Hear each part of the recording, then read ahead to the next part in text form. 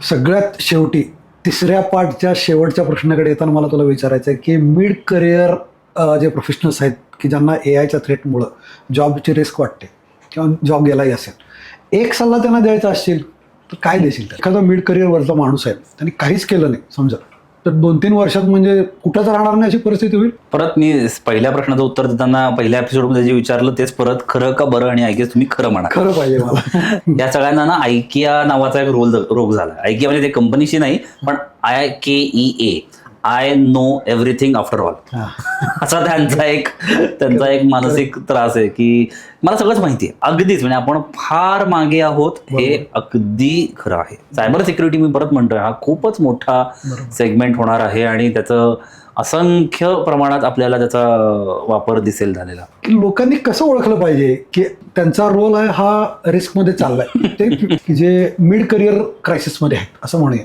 की जे आज मे बी 20 वर्ष 25-30 वर्ष अनुभव झालाय आणि ह्या ए आयच्या ज्या जोरदार जी वेव आली आहे त्या धडकेमध्ये आत्ता आहे. ते माझ्या वयापेक्षा कमी वयाचा माणूस आता मी करतोय तेच काम करतोय. काही काही ठिकाणी खूप छान चांगले अनुभव पण येतात की ही लोकच कंपनी अख्खी ड्राईव्ह करतात की आता आपण सगळे मिळून बदलूयात. ते लोक रिव्हर्स मेंटरिंग ऍक्सेप्ट करायला तयार नाही. अर्थात खूपच छान मुद्दा. यांना काहीच प्रॉब्लेम दिसत नाही. एक ऍडिशन घेतो, रुपाली बघायला माझ्याकडे घरी फार बदल मला सजेशन्स खूप देतात. थोडा इगोकडे जाऊ शकतो का? इंडिया ॲज अ कंट्री आपण ए आय मध्ये लीड घेण्यासाठी काय केलं पाहिजे? मस्त झाली चर्चा, आम्ही एक नंबर आहे. म्हणजे हे तिन्ही एपिसोड्स जे लोक बघतील की ह्या ए आयच्या ग्लोबल रेसमध्ये आपण जेव्हा बघतो की आपल्या गव्हर्नमेंटने पण बरेच इनिशिएटिव्ह घेतलेत, तर ॲज ए नेशन वर्ल्ड स्टेजवरती सुद्धा कॉम्पिटिशन आहे. चायना काही करते, US करते, युरोपियन कंट्रीज करतात, तर भारत देश ह्याच्यामध्ये कुठं उभा आहे? पण तू जर म्हणतो ए आय सर्व्हिस प्रोव्हाइड करणारा एक चांगला नेशन म्हणून आपण जागतिक दर्जावरती पुढे येऊ, हे तिन्ही एपिसोड्स मला स्वतःला सुद्धा खूप एक जास्त सॅटिस्फॅक्शन देऊन गेलेत. माझा मागचा जो काही करिअरचा ट्रॅक आहे चांगलाच आहे तर तो ट्रॅक वापरता आला मला याच्यामध्ये. माझं कॉर्पोरेटचा एक्सपिरियन्स किंवा ए आयचं जेवढं काय माझं नॉलेज आहे ते, आणि छान 3 एपिसोड केलेत आपण. इंडिव्हिज्युअलचा एक पहिला पार्ट केला, दुसरा आपण कंपन्यांसाठी आणि तिसरा मिड लाईफ करिअरवाल्यांसाठी. लोक नक्की 3 एपिसोड बघतील आणि मला खात्री आहे त्याच्यात त्यांच्या प्रतिक्रिया पण येतील नक्की. आपण 2 भागात हे सगळं आत्तापर्यंतची चर्चा केली. एक इंडिव्हिज्युअल्सना काय ह्याच्यामध्ये करायला लागणार आहे, दुसरं कंपन्यांनी काय करावं आता ह्याच्यामध्ये. पण ह्या दोन्हीच्या मध्ये मी म्हणेन की असे काही लोक आहेत की जे मिड करिअर क्रायसिसमध्ये आहेत असं म्हणूया, की जे आज मे बी 20 वर्ष 25-30 वर्ष अनुभव झाला आहे आणि ह्या ए आयच्या ज्या जोरदार जी वेव आली आहे त्या धडकेमध्ये आत्ता आहेत. आणि मला असं वाटतं की ज्या प्रकारे न्यूज आहेत, जसे लोकांचे जॉब जात आहेत ते बघता, हा वर्ग खूप मला अस्वस्थ आहे असं वाटतं. अर्थात. तर काय त्यांनी याच्याकडे कसं बघायला पाहिजे मग आता? या सगळ्यांना ना एक खूप मोठा जो त्रास झाला आहे तो म्हणजे कंपनीजकडनं त्यांना जे काय ॲडिक्वेट माहिती पाहिजे या सगळ्या त्या त्यांच्याकडे आहेत, पण नवीन काहीतरी शिकण्यासाठीचा म्हणून जे काही एक एन्थुझियाझम असते ना, ही यांची कमी झालेली आहे. ओके. आणि इथे सगळ्यात जास्त तो आपण म्हणूयात रोडब्लॉक म्हणा किंवा सगळं अडकून पडलं ते तिथे. तर जी लोक आत्ता या काळात नवीन काहीतरी शिकायला ॲडॅप्टेबल आहेत, यांना काहीच प्रॉब्लेम दिसत नाही. आता ही ॲडॅप्टेबिलिटी ही अशी एका दिवसात गोळी घेऊन काही येत नाही. बरोबर. तुम्ही त्याच्यासाठी ते घडायलाच तसं लागतं किंवा ती वैचारिक बैठकच तशी लागते किंवा काही म्हणा. पण स्वतःला मला काही ना काहीतरी गोष्टी सतत बदलाव्या लागणार आहेत. साध्या असंख्य लोकांना तुम्ही बघितलं असेल की त्यांची ऑफिसमध्ये पाण्याची बाटली जर जागेवर नसेल तरी ते चिडचिड करणार आहेत. बरोबर. अशी जी सगळी मंडळी आहेत ना, यांचा सगळ्यात जास्त मोठा प्रॉब्लेम झालाय, कारण यांनी फंडामेंटल्सच चॅलेंज केलेत या टेक्नॉलॉजीनी. मग मला काल सुसह्य राहण्यासाठी काहीतरी करावं लागेल हेच ज्यांना मान्य नाही ते लोक त्यामुळे इथे अडखळतात. पण त्यांना एवढं इन्सिक्युअर वाटायचं कारण नाही. त्यांनी सगळ्यात मोठं त्यांनाच इन्सिक्युअर का आहे, कारण असं व्हायला लागलं की अरे माझ्या वयापेक्षा कमी वयाचा माणूस आता मी करतोय तेच काम करतोय. ती जी कोणी व्यक्ती ते काम करत आहे ते अर्थात AI टूल वापरून करत असेल, आणि ते जर तितक्या प्रगल्भतेने मी करतोय तेच काम करत असेल तर मला मिळणारा पगार उद्या कंपनी कमी करून त्यालाच माझ्या जागेवर बसवलं तर, ही ती भीती आहे. बरोबर आहे. पण मला असं वाटतं की ते थोडं समजून घ्यायला पाहिजे त्या लोकांनी. म्हणजे तेच परत मी आलो की ते अडॅप्टेबल नाही आहेत तितके, हा खरं तर मूळ थोडा इगोकडे जाऊ शकतो का? जाऊ शकतो तुम्ही, तो फारच वेगळ्या विषयावर जाईल, मी त्याच्यात जात नाही. पण मी आता वेगवेगळ्या ठिकाणी जेव्हा इम्प्लिमेंट करण्याच्या पॉईंट ऑफ व्ह्यू जेव्हा भेटतो ना, तर हीच परत मधली जी आहे जिथे इनर्शिया किंवा रेझिस्टन्स सगळ्यात जास्त असतो तो इथे असतो. कारण या लोकांचं ना काहीतरी आडाखे आलेले असतात, त्यांना आता कुठेतरी सापडलेलं असतं की काय वर्क होतं काय नाही, आणि तिथे येऊन जेव्हा म्हणतो की आता हे काहीतरी वापरा, बरोबर, तिथे अडकळलं मी. आणि तरी म्हणेन की सगळ्यांनाच हा इश्यू येतो अशातला अजिबातच भाग नाही. काही काही ठिकाणी खूप छान चांगले अनुभव पण येतात की ही लोकच कंपनी अख्खी ड्राईव्ह करतात की आता आपण सगळे मिळून बदलूयात. पण ती उदाहरणं अगदीच म्हणजे मोजकी आहेत. पण मला ह्याच्यातनं एक इंटरेस्टिंग गोष्ट तुला सांगायला आवडेल. माझ्या प्लेसमेंटच्या बिझनेसमध्ये मी बघतो कॅन्डिडेट्स खूप वेळा चांगले असतात, म्हणजे सिनियर लेवलला प्लेस करायला आम्ही पोझिशन करायचा काही विचार करतो किंवा इंटरव्ह्यूला आम्ही पाठवतो, पण इंटरव्ह्यू पण होतो पण तो सिलेक्ट होत नाही, काही गॅप दिसतात. मला असे काही कॅन्डिडेट दिसतात आम्ही. मी हे AI च्या कॉन्टेक्स्टमध्ये सांगत नाही आहे, मी वेगळ्या कॉन्टेक्स्टमध्ये थोडं सांगतो, पण ते AIला पण ॲप्लिकेबल कसं आहे हे सांगतो तुला. तर मी अशा कॅन्डिडेट्सशी जेव्हा मी बोलतो की तू इंटरव्ह्यूमध्ये का नाही सिलेक्ट झाला, तर आम्ही खूप लोकांशी बोलत असतो अशा, ते कॅन्डिडेट पण खूप सिनियर असतात. तर माझं असं लक्षात येतं की ते लोक रिव्हर्स मेंटरिंग ॲक्सेप्ट करायला तयार नाही. अर्थात तयार खूपच नाही. छान, खूपच छान मुद्दा हा. म्हणजे मला असं वाटायला लागलं की हे ज्या प्रकारे जग आत्तापर्यंत चाललं की जॉईन, समजा इंजिनिअरिंग कंपनी घेऊ मॅन्युफॅक्चरिंगची, की इंजिनियर जॉईन झाला, मग सिनियर इंजिनियर झाला, असिस्टंट मॅनेजर झाला, 5-5, 6-6 लेवलची हायरार्की असायची. मी स्वतः अशा कंपनीमध्ये काम करून आलो आणि ते त्या काळात बरोबर होतं असं मला वाटते.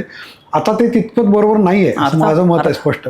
तर आता कसं होतं की आता इतक्या गोष्टी यंग जनरेशनकडे आहेत की तुम्ही जायला पाहिजे त्यांच्याकडं, बसलं पाहिजे, शिकलं पाहिजे, तुम्ही रिओरिएंट करायला पाहिजे स्वतःला.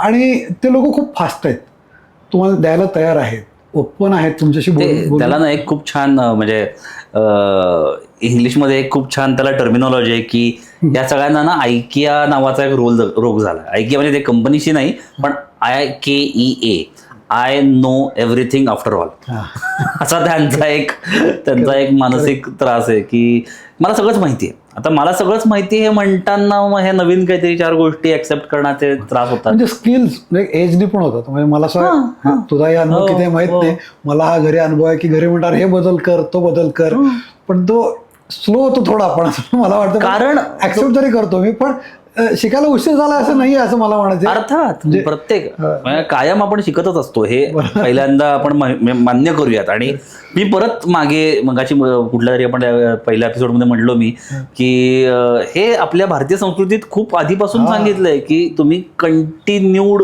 शिकणं ही गोष्टीला फुलस्टॉप नाही, ते कदाचित 3 फुलस्टॉप आहेत कंटिन्यूचे. पहिल्या पार्टमध्ये तू इंडिव्हिज्युअल, तर तीच गंमत इथे आहे की मी ऍड करतोय ना काल शिकले त्याच्यावर, ते पूर्ण नाहीच झालेलं. तर ती जर्नी आहे. आणि ते आपल्याला बऱ्याच जणांचा आणि खास करून अशा या मधल्या फेज मधल्या लोकांचा बराचसा असा होतो, ते शिकणं संपलंय कॉलेजमधनं बाहेर आल्यावर. पण आता जग बदललंय, आता शिकावं लागेल रोज. एक ऍडिशन घेतो, रुपालीकडे बघायला माझ्याकडे घरी फार बदलतं, मला सजेशन्स खूप देतात, असं होतं. नाही पण हे खूप छान आहे माहिती का, म्हणजे आपण हवादार रोल करतो म्हणून कंटिन्यू करतो की जर तुम्हाला सजेशन्स मिळतात ना, तर मी म्हणतोय तुम्ही खूप लकी आहात की तुम्हाला एवढ्या ऑप्शन्स किंवा एवढे पर्स्पेक्टिव्ह मिळतात. म्हणजे मी एखादा मार्केटिंग कॅम्पेन करत असताना कुठल्याही ह्याचं मी कायम विविध लोकांना पहिल्यांदा दाखवतो आणि त्यांना म्हणतो की चांगलं सोडा, मला ह्यातलं वाईट सांगा. हे तुम्हाला आता मी सांगतोय की हे तुम्हाला आवडलं नाहीये, तर काय आवडलं नाही सांगा. बरोबर. तर हे जेव्हा मी तुमचं रिजेक्शन जेव्हा ऐकून घ्यायचा प्रयत्न करतो ना, तेव्हा त्यातनं मला काहीतरी संधी मिळेल. पण ती आपल्याला सवय लागली, मी केलं म्हणजे उत्तमच असणार, मग तिथे त्या गोष्टींना अडथळे येतात.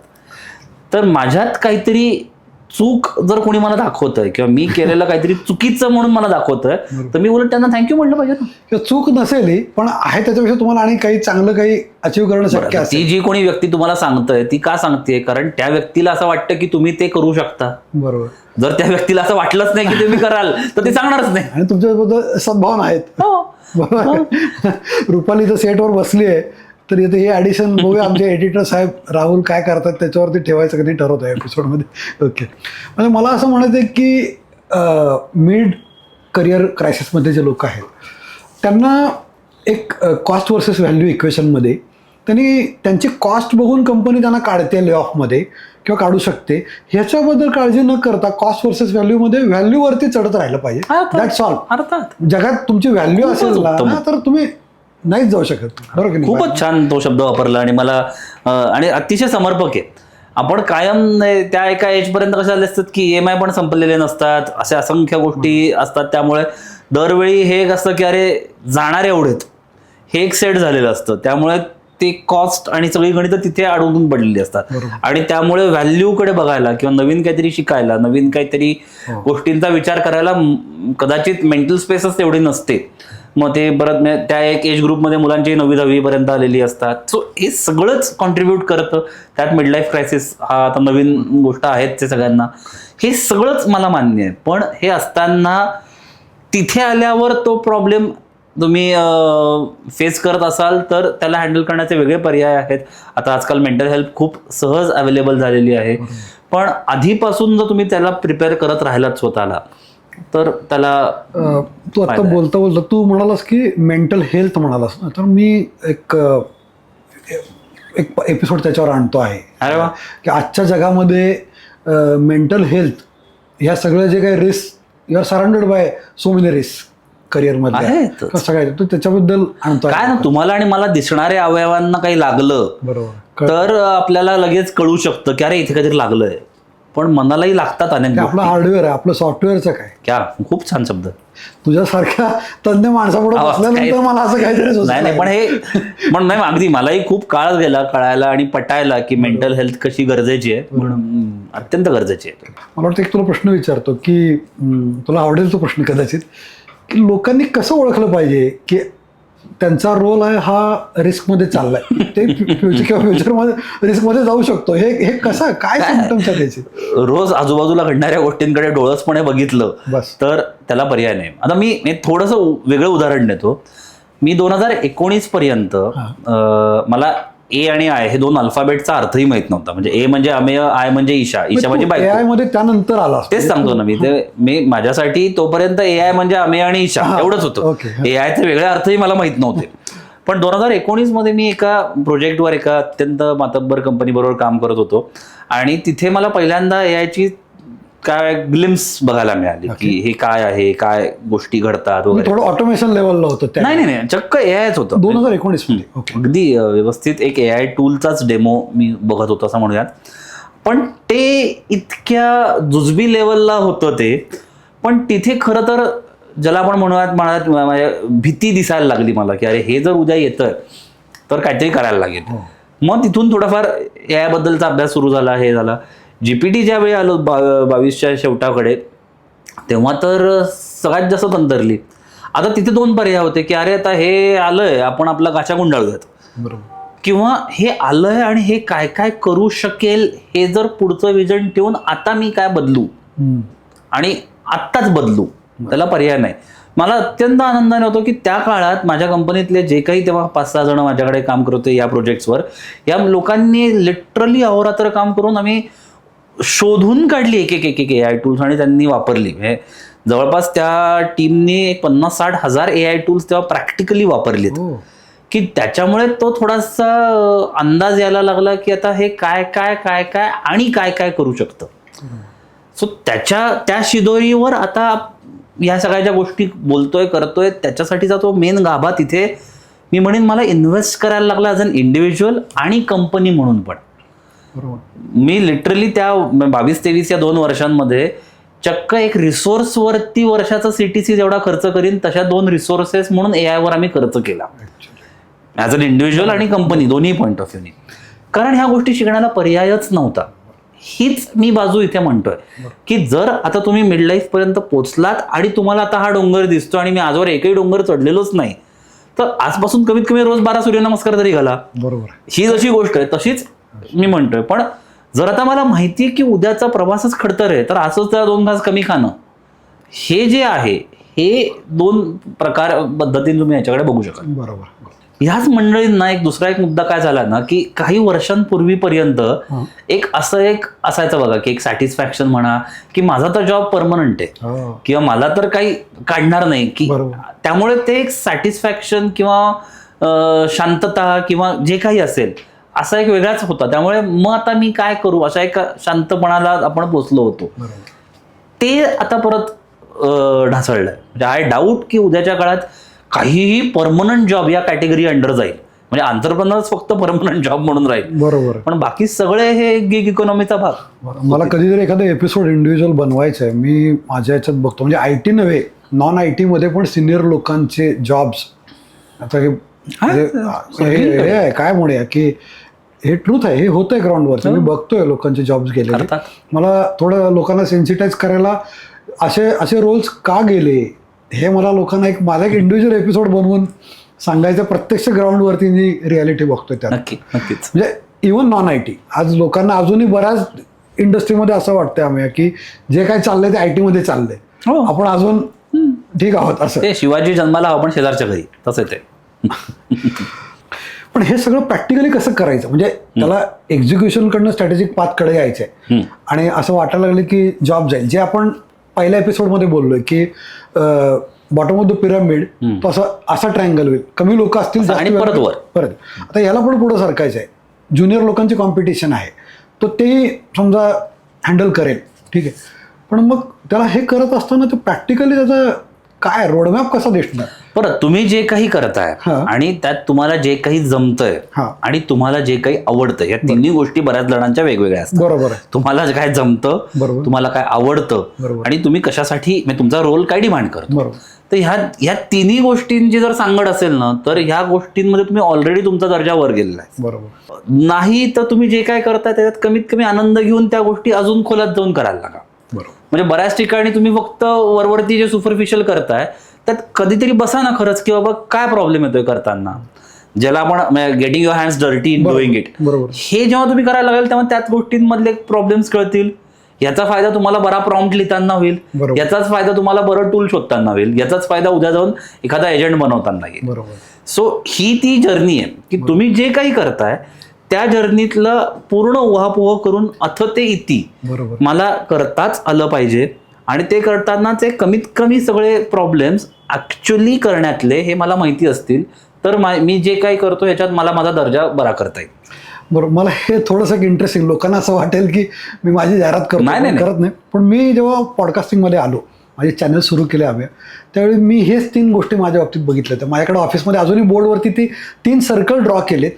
ते 3 सर्कल असे की मला काय आवडतंय किंवा येतंय, मी लोकांना काय देऊ शकतो त्याच्यातून, आणि तिसरं लोकांना काय हवंय ह्याचा इंटरसेक्शन मी काढला. तेव्हा माझ्या लक्षात आलं की माझे सगळे जे इंटरेस्ट आहेत ते पॉडकास्टिंग आणि ह्या प्रकारच्या चॅनेल्समध्ये मीट होतात. आणि माझ्या स्ट्रेंथ्स घेऊन मी ह्याच्यामध्ये उतरलो. म्हणजे तसंच तू म्हणतो तुम्ही जे काही करताय. समजा आता मला सगळ्यांना इतका मोठं स्थित्यंतर दरवेळी जमेल तशातला भाग नाही, पण जे काही तुमचं रोज काम आहे बरोबर त्यातलं पूर्ण काम तरी तुम्हाला इंडिव्हिज्युअली करता आलंच पाहिजे आता आज. करेक्ट. मग त्याच्यासाठीच्या बाकीच्या 10 गोष्टी आहेतच. म्हणजे असं म्हणूया की एखादा मिड करिअरवरचा माणूस आहे, त्यांनी काहीच केलं नाही समजा, तर 2-3 वर्षात म्हणजे कुठंच राहणार नाही अशी परिस्थिती होईल. हे करायला तर पाहिजेच आहे. लगेच आला सुरुवात करा. माहित नाही. बरं ते इंडस्ट्री वाईज परत आहे की तो कुठल्या इंडस्ट्रीमध्ये आहे, कुठल्या कंपनीत आहे, त्या कंपनीच्या ऍक्सेप्टन्स कसा आहे, अशा बऱ्याच गोष्टी आहेत. पण रुढार्थानी किंवा अगदी जनरलाइज बोलायचं झालं तर मी त्याचं उत्तर आत्ता काही अर्थांनी जाणीवपूर्वक भीती पसरवण्यासाठी हो असं म्हणेन. बरोबर. म्हणजे मला मान्य आहे तू म्हणतोस ते. मी जे फील्डमध्ये बघतोय त्यावरून सुद्धा म्हणजे आता आपण सगळं सांगितलंय. म्हणजे मला खरं विचारायचं होतं की काय ठळक गोष्टी कराव्या मिड लाईफ क्रायसिसमधल्या, ज्यांचे जॉब रिस्कमध्ये असं वाटते त्यांनी. मला सांगायची गरजच नाही की तुम्ही काय करायचं. त्यांना जो मेसेज आपल्याला द्यायचा तो आपण दिलेलाच आहे. ह्या भागाच्या शेवटी येताना मला थोडंसं वेगळा एक प्रश्न विचारायचा आहे की ह्या AIच्या ग्लोबल रेसमध्ये आपण जेव्हा बघतो की आपल्या गव्हर्नमेंटने पण बरेच इनिशिएटिव्ह घेतलेत, तर ॲज ए नेशन वर्ल्ड स्टेजवरती सुद्धा कॉम्पिटिशन आहे. चायना काही करते, US करते, युरोपियन कंट्रीज करतात. तर भारत देश ह्याच्यामध्ये कुठं उभा आहे आत्ता ह्या पॉईंटला. आणि हे नक्कीच आहे की आपण खरं बघायला तर आपण काही खूप कॉम्पिट करू शकत नाही या लोकांना काही फील्ड्समध्ये. तर आपल्या देशाला आपल्याला ह्याच्यात AIमध्ये राहायचं आहे. तर इंडिया ॲज अ कंट्री आपण AIमध्ये लीड घेण्यासाठी काय केलं पाहिजे असं तुला परत मी पहिल्या प्रश्नाचं उत्तर देताना पहिल्या एपिसोडमध्ये जे विचारलं तेच परत खरं का बरं, आणि आय गेस तुम्ही खरं म्हणा. खरं पाहिजे मला. तर अगदीच म्हणजे आपण फार मागे आहोत हे अगदी खरं आहे. पण हे म्हणत असतानाही ज्याला आपण म्हणतो की क्लाउड विथ सिल्वर लाईनिंग, तर ती सिल्वर लाईन अशा 2-4 गोष्टीच फक्त सांगतो. जगातली 4थी AI इम्पॅक्ट समिट आपल्या देशात झाली किंवा आपण घेऊ शकलो. म्हणजे इतक्या वर्षांनी अजून ऑलिम्पिक्स झालेले नाहीत, पण AI इम्पॅक्ट समिट आपल्याकडे जगातली 4थी आपल्याकडे होऊ शकली. ह्या लेवलचं कन्व्हिक्शन गव्हर्नमेंट आणि इंडिव्हिज्युअल पॉलिसी मेकर्स मध्ये दिसलं. हे याला खरंच चांगली गोष्ट.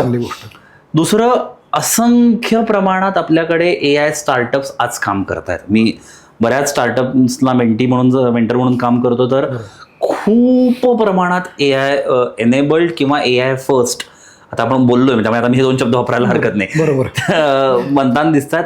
AI models, large language models जसं आपल्याकडे नाही पण आपल्याकडे बनतायत, बरोबर, हेही खूप चांगली गोष्ट आहे. आपल्याकडे ना एक खरंच चांगली बाब काय आहे ना, आपलं सगळ्या जनतेचं किंवा ओव्हरऑल युजर्सचं बेसिक इंग्लिश बरं आहे. आपण फार एक्स्ट्रीम्स नाही आहोत, आपण खूप लॉजिकल आहोत. ह्याच्यामुळे मला AI युजर्स म्हणून भारत हा खूपच पुढे असेल बाकीच्या देशांपेक्षा, जो ऑलरेडी आहे तो अजून पुढच्या काळात AIच्या असंख्य प्रोडक्टसाठी भारत मार्केट असेल, जे आजही आहे आणि जे असंख्य प्रमाणात पुढे असेल. म्हणजे कन्झम्पशन पॉइंट, अर्थात जसं पण बाकीच्यांसाठी होत. मग ते मार्केट इथे असल्यामुळे इथल्यानुसार AI ट्विक करणाऱ्या गोष्टी बनवा, हेही झालेलं मला दिसेल. आणि मग इथे मार्केट सगळ्यात जास्त इथे असल्या कारणाने AI इंजिनियर्स आपल्याकडे बऱ्यापैकी असल्या कारणाने सायबर सिक्युरिटी डेटा सेंटर्स आपल्याकडे आता उदयास येत आहेत. सेमीकंडक्टर मॅन्युफॅक्चरिंगमध्ये आपण बऱ्याच गोष्टी करतोय. मला खरं सांगू का, IT क्षेत्रात सर्व्हिस म्हणून जसा भारत एक अत्यंत रिस्पेक्टफुल देश म्हणून पुढे आला, तसा AI सर्व्हिसेसमध्येही येताना दिसतो. सो AI सर्व्हिसेस लोकांना प्रोव्हाइड करणारा देश असा म्हणून भारत डेफिनेटली एक खूप स्ट्रॉंग कंटेंडर दिसतोय. यात जर आपले हे जे आत्ता सगळे मी AI प्रॉडक्ट मॅन्युफॅक्चरिंग जे आत्ता चालू आहेत गोष्टी किंवा AI मॉडेल्स बनवणं चालू आहे, ह्या जर खूप चांगल्या पद्धतीने झाल्या आणि फिंगर्स क्रॉस त्या व्हाव्यात, तर बीट नाही तरी कॉम्पिटिशन चांगली आपण नक्कीच यांना देऊ शकतो.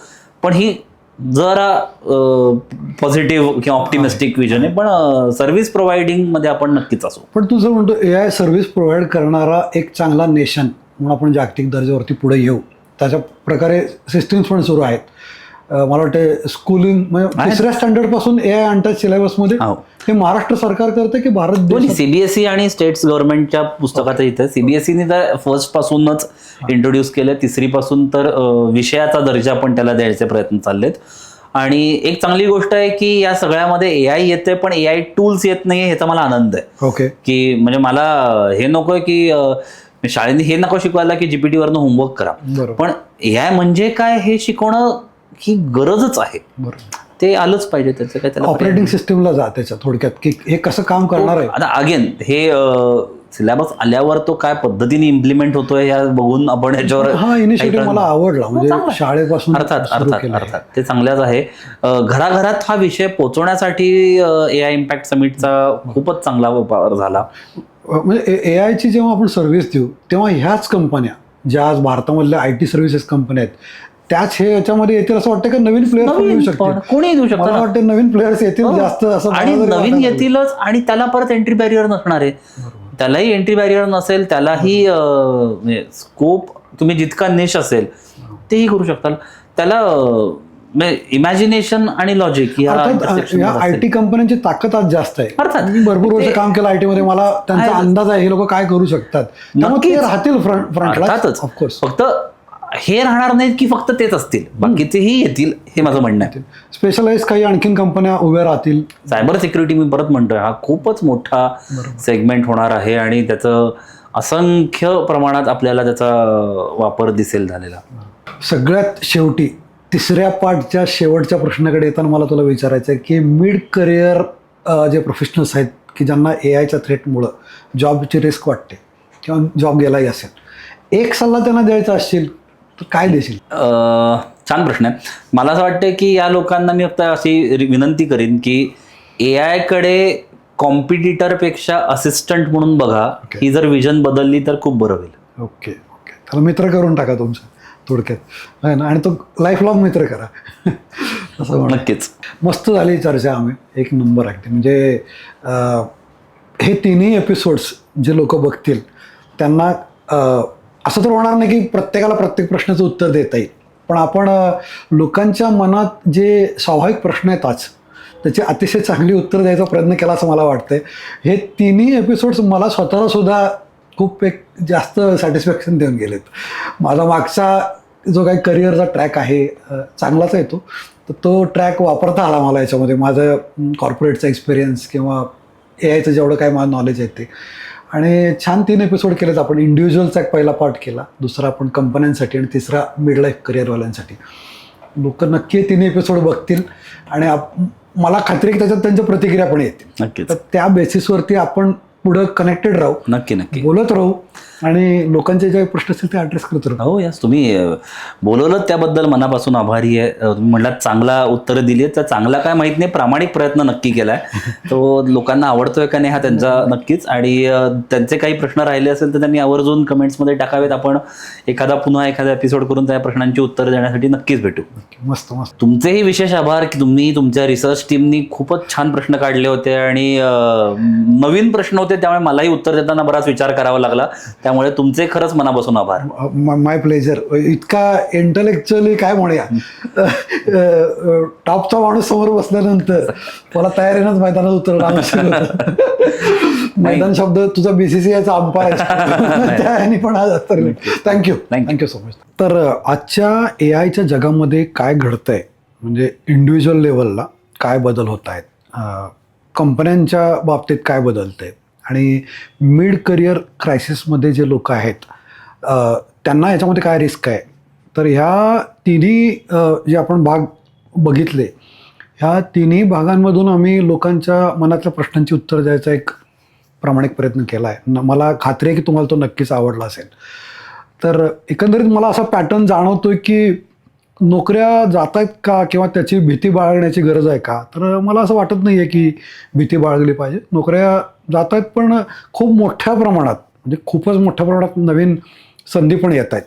पण त्या संधी अशा लोकांसाठी येत आहेत की जे शिकून घ्यायला तयार आहेत, ॲडॅप्ट करायला तयार आहेत, जे बदल घडत आहेत ते डोळे उघडे ठेवून बघायला तयार आहेत, आणि ते बदल स्वीकारून त्या मार्गाने ते पुढं जायला तयार आहेत. तर संधी त्यांच्याकडं आपसुकी येत राहतील याची मला पूर्ण खात्री आहे. आणि जे लोक विचार करू शकतात, थिंकिंग, डिसिजन मेकिंग किंवा व्हॅल्यू क्रिएशन, तुमच्या लक्षात आलं असेल की आम्ही यांनी जे सांगितलं की व्हॅल्यू जर तुम्ही दाखवू शकला ह्या 3 गोष्टीतून, तर नक्कीच तुम्ही खूप रिलेव्हंट राहाल या मार्केटमध्ये सुद्धा.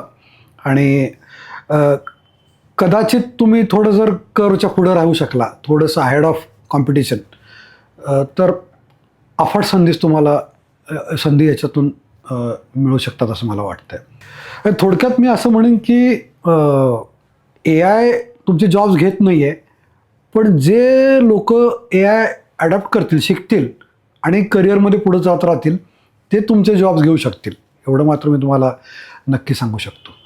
तर एपिसोड आवडले का? तुम्हाला आवडले असतील याची खात्री आहे. तुमचे जे काही कॉमेंट्स आहेत त्या कॉमेंट्स एपिसोडच्या 3ही व्हिडिओजवरती करा. आणि तुमचे अजून काही प्रश्न असतील ते आम्हाला तिथं विचारा. हा विषय घेऊन आम्ही असा विचार करतो की सातत्याने माझ्या इंडिव्हिज्युअल व्हिडिओजमधून किंवा पॉडकास्टमधून मी आम्हाला ऑलरेडी सांगितलंच आहे की आपण बोलतच राहू या विषयावरती. तर आम्ही तुमच्या भेटीला पुन्हा पुन्हा येत राहू. आणि हे एकंदरीत जे AIचा आता बदल दिसत आहेत हे खूप काळ चालणार आहेत. तर ही चर्चासुद्धा आपण अशी या विषयाशी संबंधित चालू ठेवू. नक्की आमचं चॅनल बघत राहा, बिझनेस कंपास चॅनल. त्याला सबस्क्राईब केलं नसेल तर सबस्क्राईब करा, बेल आयकॉन ऑन करा, आणि असे छान छान एपिसोड्स घेऊन आम्ही तुमच्या भेटीला येऊ. माझे इंडिव्हिज्युअल व्हिडिओज पण असतात, तेही बघा, त्याचाही फीडबॅक देत राहा. तुम्हाला कदाचित माहीत असेल आमचं बिझनेस कंपास ह्या नावाचं एक वेगळं चॅनल आहे जे इंग्लिश आहे, इंग्लिश मधले व्हिडिओज तिथं आहेत, आणि हे बिझनेस कंपास मराठी आहे. तर बिझनेस कंपास इंग्लिश या आमच्या चॅनलला पण जरूर सबस्क्राईब करा. तिथलेही पॉडकास्ट इंटरव्ह्यूज बघत राहा, माझे इंडिव्हिज्युअल व्हिडिओज बघत राहा. दोन्हीकडचे विषय जवळपास वेगळे आहेत याची मी तुम्हाला खात्री देतो. Thank you so much. Have a great day.